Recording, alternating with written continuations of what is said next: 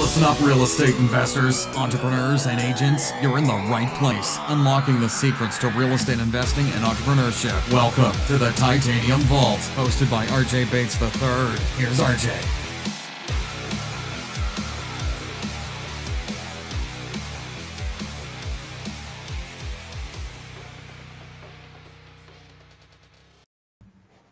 Hello and welcome to the Titanium Vault. I'm your host, RJ Bates. Today I'm sitting down with Holly McKhann. Holly, how are you doing? Fantastic. Thanks for having me. Absolutely. We're thrilled to have you on the show today. So why don't you take a second to introduce yourself and tell us a little bit about what you do in real estate? Well, I am a fix and flip investor and a landlord, and also I got my real estate license a few years ago, so I'm also a realtor. Fantastic. So what market are you in? I am in the very expensive market of Orange County, California. I live about 1 hour south of LA in a little beach town called Dana Point. And it was such a blessing that we got a home here to flip in Dana Point and decided to move into it and keep it ourselves. It feels like vacation all the time, except I work all the time, so I don't know if it matters or not. So why don't we go back to the beginning? I like to share everybody's stories and hear how they got from point A to point Z. So let's go back to the beginning. How did you get your start in real estate? Well, I've been at it for 10 years, and it's a kind of long and windy and twisty story that's kind of interesting. So I'll give you guys the few-minute version. And just to give you guys background on myself, I used to be a CPA. I went to college and got an accounting degree and thought that's what I wanted to do. But when the most exciting part of my day would be to call Mr. Jones and say, hello, I'm missing 5 items of information to complete your tax return. He would give them to me, and then the interaction was over. I'm like, oh my gosh, I'm back having this relationship with my computer in a cubicle, not the life for me. I'm much more of a people person, and I love to be a deal maker, as many of us investors do. So after the 5-year stint as an accountant CPA, I had met my husband during that time. I had 4 children over the course of 8 years and was a stay-at-home mom, focusing on them exclusively, and I'm really glad I did that. We were fortunate enough that my husband, who worked for home builders, little teaser intro there, home builders, he could afford to support us comfortably. Well, while he was working for home builders, one day he came home and said, well, actually, it was a dream or like a nighttime epiphany. And he woke up the next morning and said, oh my gosh, if I had bought that land that my boss didn't want out in Corona, for people that know Southern California, know that's in the Inland Empire, where home builders were just taking over, buying up all these dairy farms and building thousands of homes. He said, if I'd bought that land, we could have made $10 million. And I'm like, what are you talking about? I was back to my babies in the diapers, whatever, in one ear, out the other. Months later, he comes home and says, I got us a piece of land. I'm like, okay, tell me more. Well, I offered $2.5 million, 1% down. It's a lease option, blah, blah, blah, blah, blah. I'm going to get it entitled. So then, I can flip it to a builder. Still, I'm like, and where are we getting 25 grand for an earnest money deposit, for that option price? And he goes, oh, a HELOC. I'm like, okay. He was just doing one step at a time, which is also really careful. Important piece of advice for investors is you take the first step and then you figure out what's next. Right. So that turned into a multi-year project. We made nowhere near close to $10 million, but he entitled it for 73 single-family homes, flipped it to a builder after a couple of other builders had tried to pull the rug out from under us in escrow, which he was expecting. And my only part in that whole plan was to find financing. I did have to take it down to pay for it for $4.5 million. We got a loan for that much. And that was my first financing search, was a $4.5 million loan. And this is really not how most people get their start in real estate investing at all. But our first deal was a nice little 2-comma deal. He quit his job in 2006, and then we looked at each other and were like, okay, what do we do with this little chunk of money? We went to a mobile home investing seminar in San Diego. Weren't super up on the mobile home scene, but we learned about house flipping. And even though we kind of knew about it, we're like, well, let's give this a shot. So we took a boot camp from a local guy named Bruce Norris out of Riverside, California. It's a few $1,000s, and then we borrowed some hard money loans and started doing flips one at a time. So at that time, it was 2008. Banks were giving homes away in Southern California because all those homes that the builders built thousands of in the Inland Empire, a lot of people could not afford their mortgages. The adjustable rate would, adjust up. People would lose it. They went to foreclosure. We ended up buying over 100 homes over the course of a few years, one at a time at auction. And that was our acquisition strategy. That was all great. And then we learned a lesson. Things can change. You got to be flexible. You got to adapt. Big hedge funds moved in with hundreds of millions of dollars. And between us and we had gotten some investors in with us, we were playing with a few $1 million, not hundreds of millions. So my husband turned to me and said, you're friendly. You like to talk to people. Go network and find us some deals. So that's what I did. And my skill and my love of talking to people paid off. We bought over now probably 120 homes since that time from me networking with mostly realtors and some, wholesalers, or sometimes it's just a regular old person.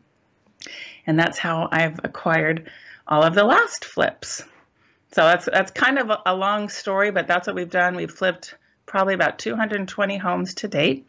My husband didn't work for a company for 10 years other than our own, and he went back to work for a big student housing developer a couple years ago. So I am the sole flipper now. He helps a little bit and consults on the complicated engineering because he's a civil engineer, and structural things and the high-level contract stuff and the cosmetic stuff. And running the jobs and bossing the contractors around, that is up to me, and I love it. So there you go. That's kind of our story. I know it was long, but a lot of detail there, I know. Yeah, so you're absolutely right. That is definitely not how most investors get their start, especially not on their first deal. That's extremely impressive, though, that you were able to pull that off and have that significant of a profit on your first deal. That's a really cool story. So now, you guys are flipping houses. You talked about taking down hard money loans. Is that how you're financing most of your deals now, is with hard money and private money?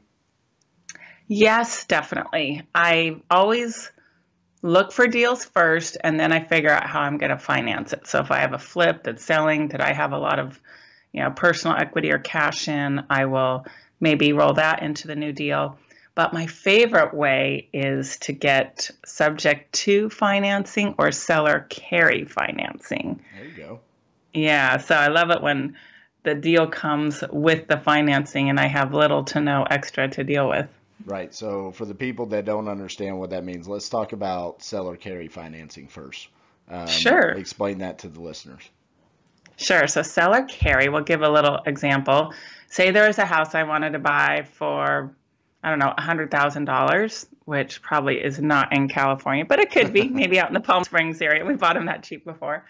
And I would approach the seller and say, hey, I'd like to buy your house and I'd like to pay you $100,000 for it, but would you be willing to be the bank? So instead of me going to Chase Bank or Bank of America or a hard money lender to get a loan, I would ask Mr. Seller to finance it. And he could finance it in any way that we mutually agree upon. It could be at 0% interest for 30 years and set up the, say it's worth 100 and I pay 100 for it. The value to me is in the financing, which maybe I'm getting a little deep again, but I'm willing to pay more and get cheap financing on a deal than I am to pay a lower price and have to go find the cash for it or get more expensive financing. But we do a mortgage or a promissory note with a recorded deed. That's what we call it in California. And that guy can be, carrying the note for as long or as short as we agree upon. How often do you bring up that strategy to a seller? Is it every time you make an offer, or is it just in particular situations? I always look for seller carry or subject to, which we haven't talked about, as a first option. I always look for that first. If it's a short sale or REO, that will not work. If it is a situation where, well, let's just talk about subject to really Yeah, quick. let's talk Subject about to that. means I'm buying the home subject to the existing mortgage. So maybe that $100,000 house has an $80,000 mortgage from Chase Bank or any bank, and I say, hey, I'd like to buy your $100,000 house from you. I'll give you, $20,000 plus take over your mortgage for $80,000, and you can be on your way. And you get your cashed out equity either way, Mr. Seller. So why not leave the $80,000 mortgage in place, and that way I'll give you $100,000. But if I've got to cash you out, I'll offer you $85,000 cash if I need to, get my own financing. So I usually give them an either or, two options. I'll pay you cash or I'll offer you this price subject to. So only two. If you give them too many choices, it's too confusing. Right. And so I've had a couple of guests on that have talked about doing subject twos, and what I've found out is that everybody handles them a little bit differently. So what I'm curious to know is when you tell someone that you want to do subject to financing, do you give them a specific date in which you will tell them that you're going to pay off that existing mortgage? Or do you just kind of leave it open-ended to where it could be play out the remaining term length? That is a great question. And my answer is it depends. I purchased a rental subject to a Wells Fargo mortgage a few years ago. And it was all facilitated through a wholesaler who is also a licensed real estate broker in California. And the poor seller didn't know what he was signing, even though he was represented by this realtor who double-ended the deal. And he keeps asking me to pay it off. And when am I going to pay it off? And I say, sorry, that was not, the structure of the deal was all properly documented. So I'm letting that one ride because it's a really nice low interest rate. It's a rental property out in the Palm Springs area. Right. But, usually I'm doing it for flips. I'm not in the mode of acquiring rental properties right now in Southern California because our market is really high. It seems to still be going higher, but I'm not going to put any more ships in the water and hoping I'm going to get some more appreciation when that tide rises. I'm, happy where we are. So on my flips, I will say, I expect to pay off your mortgage within 4 to 6 months, depending on how complicated the flip is. Right. And I will start paying you, well, okay, that's for seller carry. Never mind. I'm getting too many things mixed up here. But yeah, I'll tell them I fully expect to pay it off in 4 to 6 months. And I think we've even written in clauses where we will pay it off within 12 months if we haven't sold the house. Right.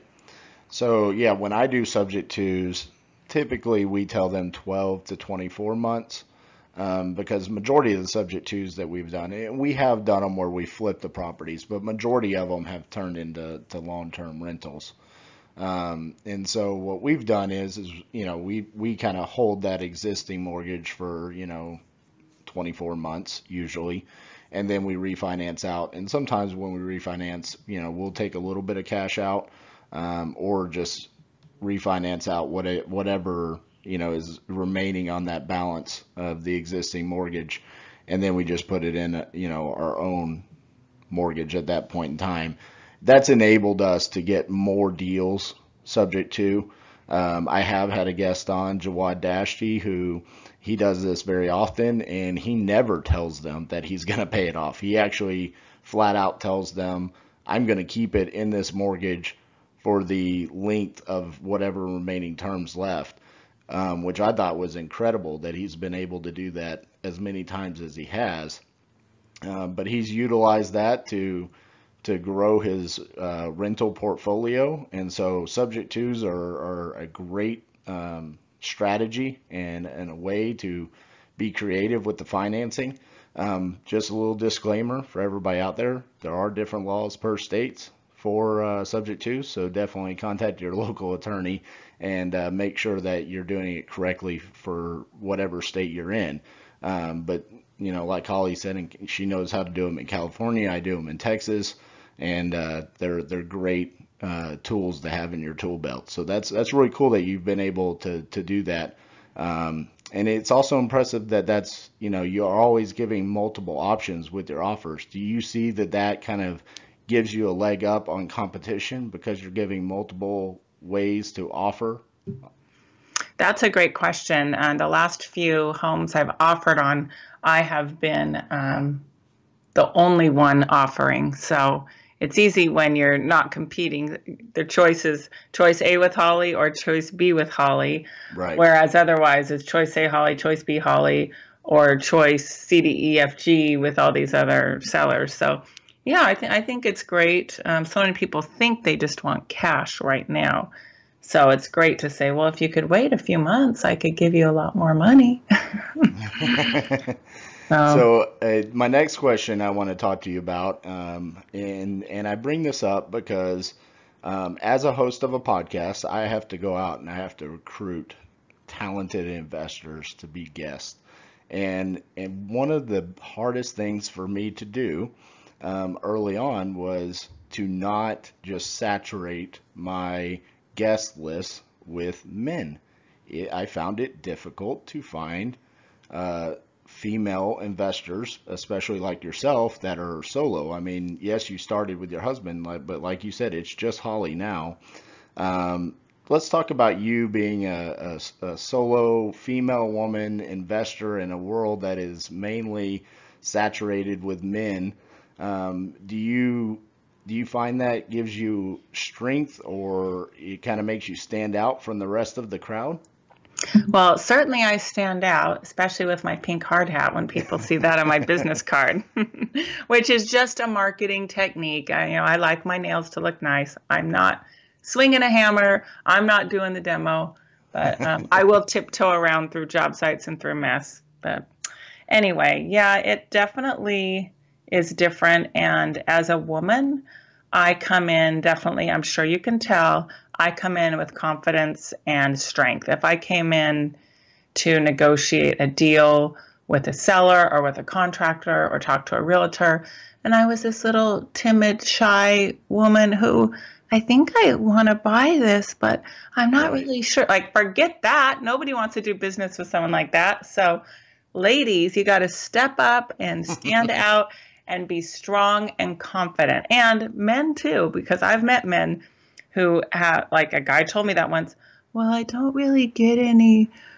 success. I'm like, okay, can I give you some advice? Can you stand up, put your shoulders back, take a deep breath? You've got to come in with confidence, strength, and power. And with that, it probably doesn't matter if you're a male or female. People are going to listen to you, take notice of you, respect you, and want to do business with you. Do you use it to your advantage at all to build rapport with motivated sellers? I ask that because I have a female partner, and when we walk in the door, sometimes it's easier for the sellers to talk to her than it is to talk to the big bearded guy who seems kind of standoffish and is very direct and black and white and to the point. They love talking to Cassie. They love building that rapport. Is that something that you use to your advantage or not really? Well, I definitely can show a lot of empathy, especially to sellers.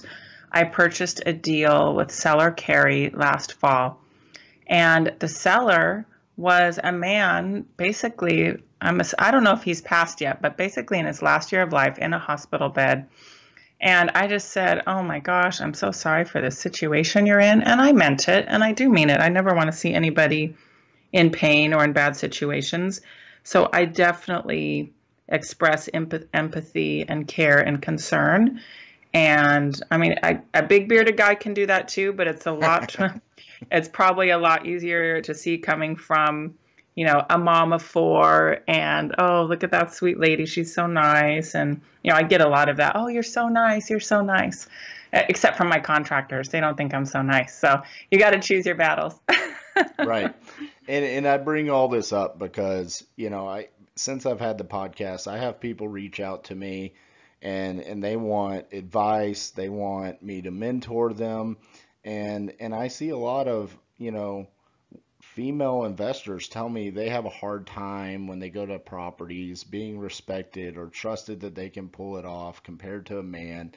And I'm just thinking to myself, that makes no sense to me. Like, um, to me, I don't stand out from the crowd of, especially here in Dallas Fort Worth. I mean, if you send a postcard to a house, you're probably one of 100 postcards. So if you actually convert that lead and you get an appointment, you need to do something on that appointment to stand out. And to me, it's a lot harder for someone like myself, just a man, to stand out compared to which you're probably going to be one of maybe just a couple of women that show up on these appointments. And I think that's a valuable asset to have. And I try to tell people here in Dallas Fort Worth, I have Cassie, who's my partner, but Jamie Woolley is just crushing it out there. She does over 100 deals a year. And she has built her whole business with mainly just women. And I think that's a great idea that she has. And she's been able to stand out that way.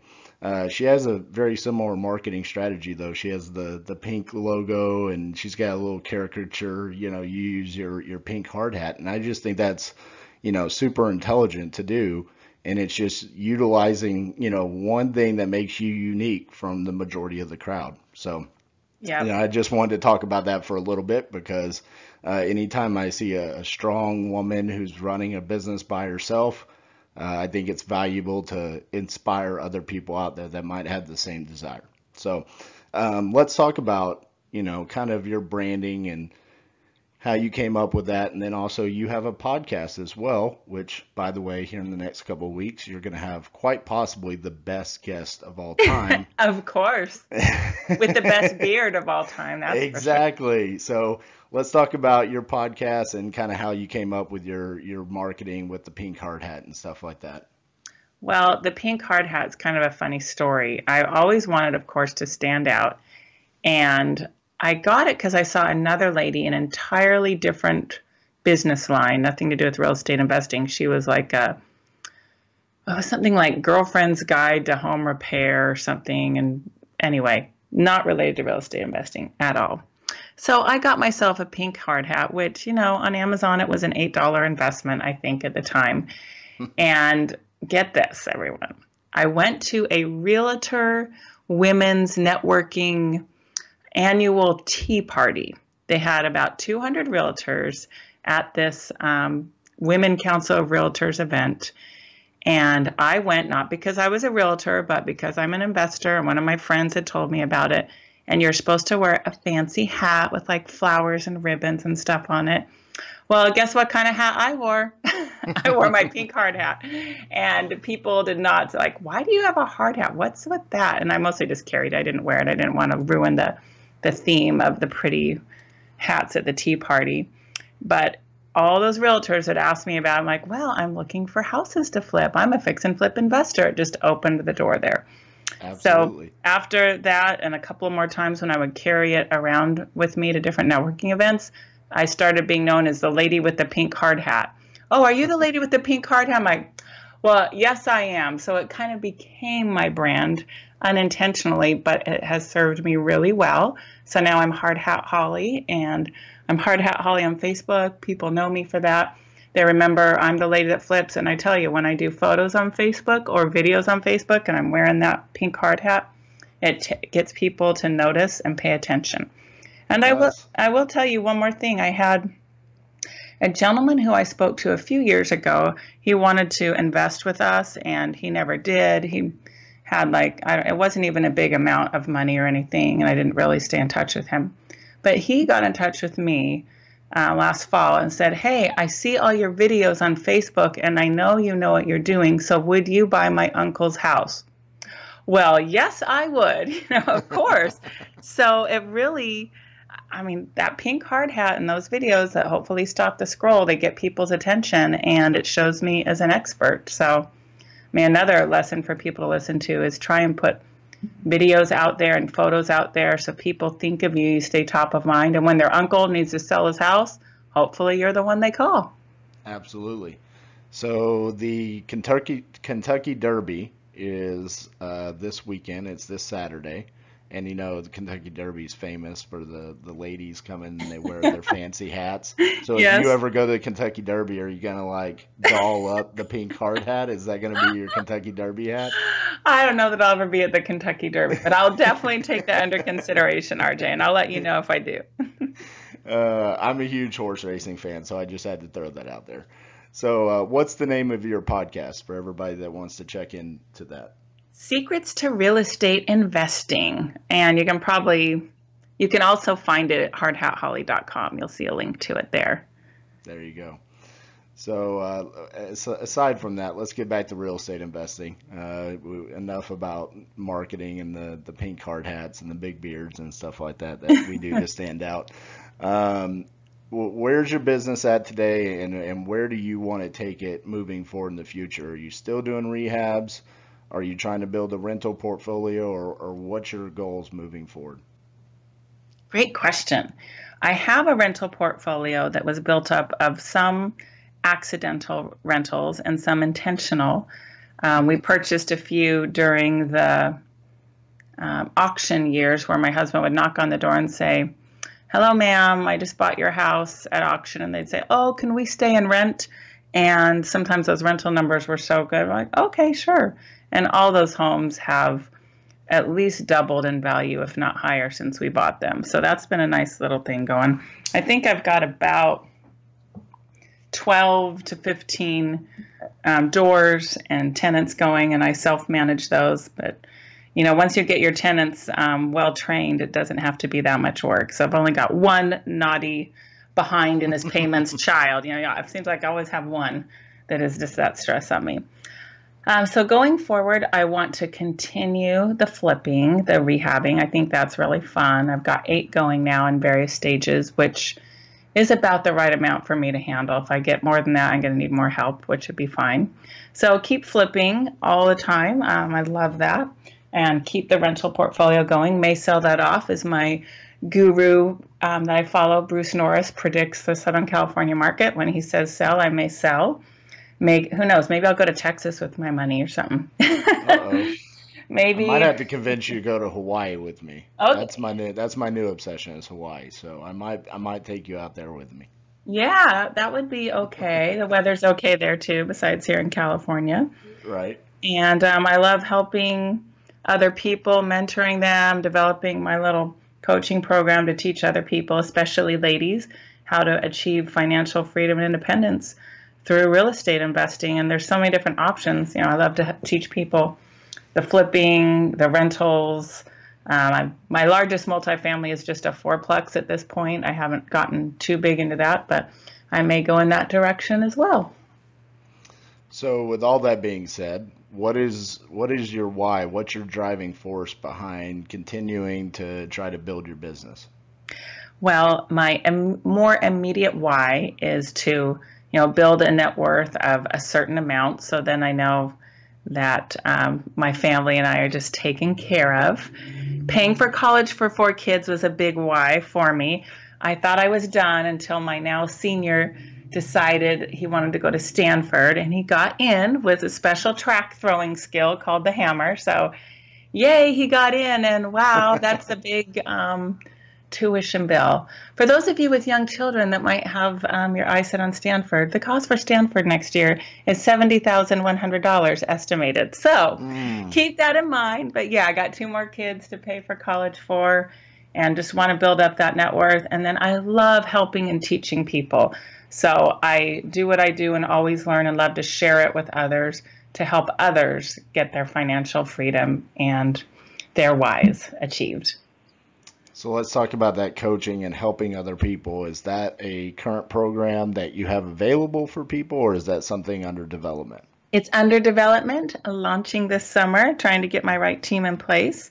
But yeah, I, like you, have people reaching out, asking for help, and I love it. We just have to put it together in an organized fashion. I also have a Facebook group that has some people interacting. Holly was at Hard Hat Holly's real estate investing team. So you can go join that private Facebook group, you and your listeners, if you guys want to network with people in there, ask questions. I do little Facebook Live trainings where I'll talk about the challenges and how I overcome them in my business right now. Because I don't know about you, RJ, but I'm hitting challenges all the time. I hit challenges and problems, and I tell people what I'm coming across and how I'm overcoming it. And I love learning from other people that are doing that too. It's not all roses and rainbows, as people say. There's challenges, So I love to share what they are and help people understand that there's always a solution. Absolutely. And I want to touch base on a couple of things that you just talked there. You and I both have mentioned in this interview that we have people reaching out to us, asking for advice, figuring out how they can get started. They want us to be a mentor. And I think you would echo what I'm about to say. At the end of the day, we can give you advice. We can give you the tools to be successful. But what really is going to make you successful is to go out and take action. Go make offers. Go knock on doors.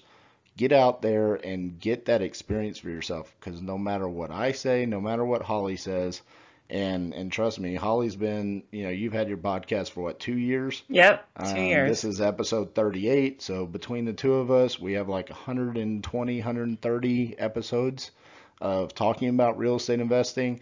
There's thousands of others of podcast episodes out there. It doesn't matter. You can analysis paralysis by trying to make sure that you're going to be perfect. And just like Holly said, even after 10 years of doing this, she still has challenges. She's still trying to figure out how to do things better and more efficiently. So you're never going to be perfect in this business, but go out and take action. That's the best course of advice anybody could give you. So amen, brother.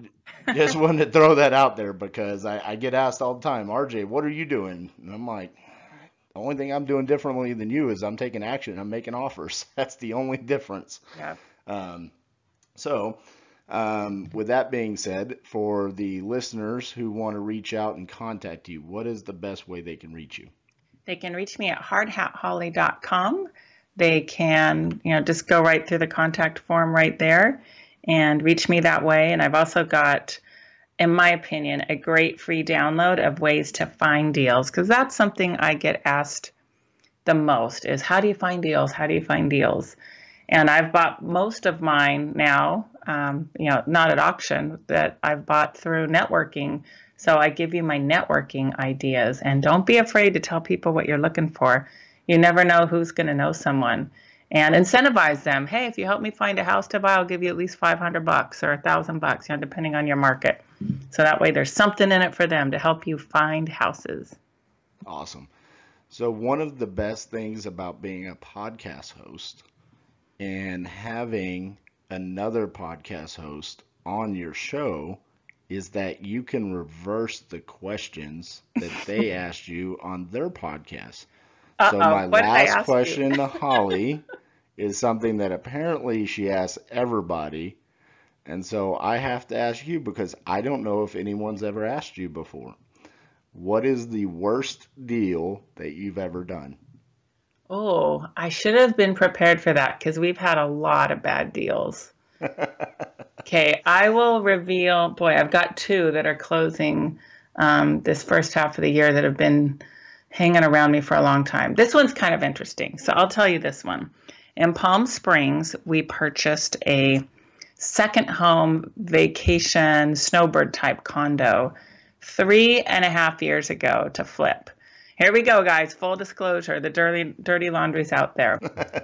And we thought we bought it right. I think we paid $360 for it, and we thought it would sell for $600 at the time.